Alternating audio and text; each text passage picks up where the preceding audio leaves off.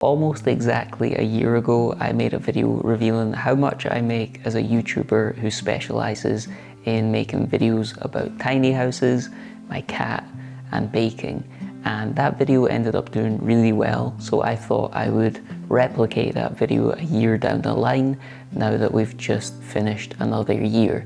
And I say we've just finished another year because in Scotland our financial tax year runs from April 1st till March 31st. So in that respect, the year has kind of just ended. Now, last year when I made a video on this topic, I revealed that over the course of that year, I'd made about $130,000, and of that, $94,000 came directly from what YouTube pays me for my views. And although that's very good and I'm incredibly grateful for it, I did say at the time that going forward, I would like to kind of diversify my income so that all of my eggs weren't in that one YouTube view basket. So in today's video, you'll find out whether or not I was successful in diversifying my eggs and baskets as I reveal what YouTube pays me with 250,000 subscribers. And I know what you're thinking, George, you only have 245,000 subscribers.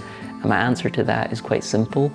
Please subscribe so that I can get 250,000. Okay, so starting with the first income stream for the past year, we have selling feet pictures. No, I'm just joking. The first lowest income stream for the last year was live streaming.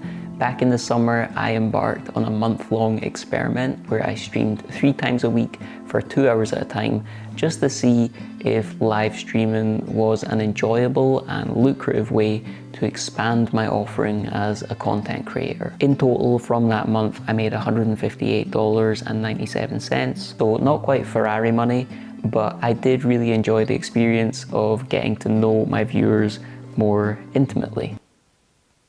My second income stream was from Amazon. In every video that I upload, I put a list of links for the equipment I use to make my videos, like my camera, lens, microphone.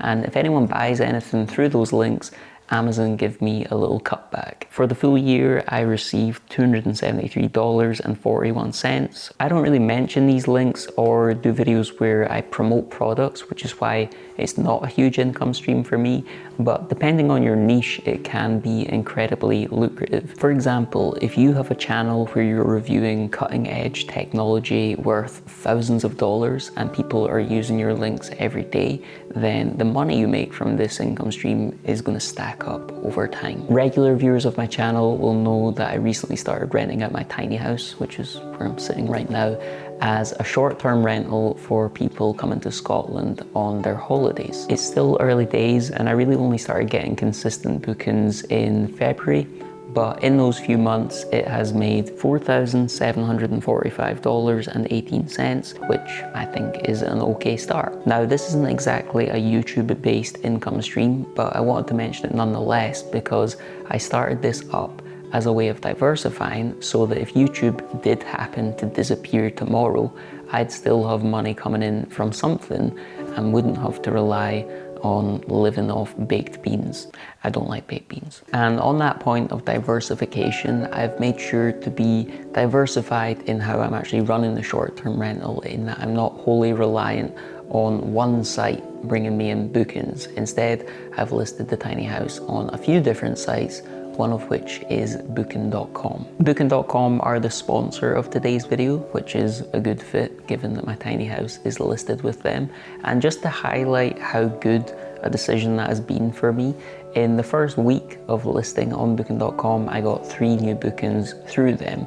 And apparently this is very common for them, with 45% of new hosts getting their first booking through them within the first week of being listed on there. I don't know about all of you, but naively I used to think that Booking.com was just for hotels, but they actually specialize in short-term rentals, and since 2010 have received over 1.1 billion short-term rental bookings. Initially, I did think it would be a bit of a pain to create my listing on another site, but using Booking.com's registration flow, it ended up only taking me 15 minutes to do, and I was able to seamlessly transfer my information, calendar, photos, and reviews from the other sites I was listed on with just a couple of clicks. With how easy it was to set up, and because their site is one of the most popular travel sites in the world, I'd say that if you have a short-term rental and you're not already on booking.com, then you're missing out on an entire market. If you're interested in trying them out yourself, I'll leave a link in the description box below. As a lot of you know, I've been doing YouTube for a long time, and over the years, I had grown multiple channels to over 100,000 subscribers in a variety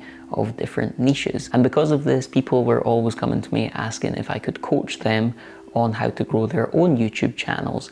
But I didn't really have the time to commit to that. So instead, I decided to package up all of the information I had in my skull about growing a successful YouTube channel and make a course which I sell for $89 a pop. Quick plug, if you're interested in joining the course, I'll drop a link below. In the past year, 273 people have bought the course, and this has brought in an entirely passive total of $24,297. I'd say digital products are one of my favorite ways to make money, because when you think of them against something like a physical product, they're just so much easier to create and manage. With physical products, you have to think about where to store the items, how to ship the items, and what happens if anyone wants to return the item. But with digital products, you just make the course or take the feed pictures, market them, and you're good to go. If you're a content creator and have a sizable audience on any platform, I'd highly recommend you look into what digital products you can make, because I believe everyone has at least $50 worth of information or skills in their head that they could make a digital product around. If there's interest in this idea, I could make a video just strictly speaking about digital products, things like ideas, how to make them, how to sell them, how to market them. If that's something people are interested in, I'll make a video about that. The next income stream is YouTube ad revenue, and this is what YouTube pays me for my views, and this was previously my highest income stream. From this, over the course of the year, I made $35,018.74. Despite this number being much lower than it was last year, I'm not terrified by that prospect, because I've tried to build out more balanced and predictable streams of income this year than simply relying on YouTube views. And again, this is something I would recommend to other content creators. Just try and think of extra ways that you can make money so that it's more balanced. And then if something like YouTube ad revenue suddenly topples for you, you're not forced to live off eating baked beans out of a can. I just fucking hate baked beans. Now, as my channel and catalogue of videos has grown, so has the trust that brands have in me when it comes to sponsoring me. So this year, from sponsorships, I've made $64,488.08, and this brings my total income for the year stemming from YouTube to $128,981.38, or £101,900.57. Setting out, my goal this year was to be more diversified with my income and not be as heavily reliant on my YouTube views and ad revenue, and I think I've done a decent job of that. I feel it's important to say that I don't make videos like this to be boastful or make anyone feel bad. I just like watching videos like this from other people, and beyond that, I'm hoping that by speaking about what has worked for me, hopefully other people can maybe copy or start replicating those things and maybe get a bit of success for themselves.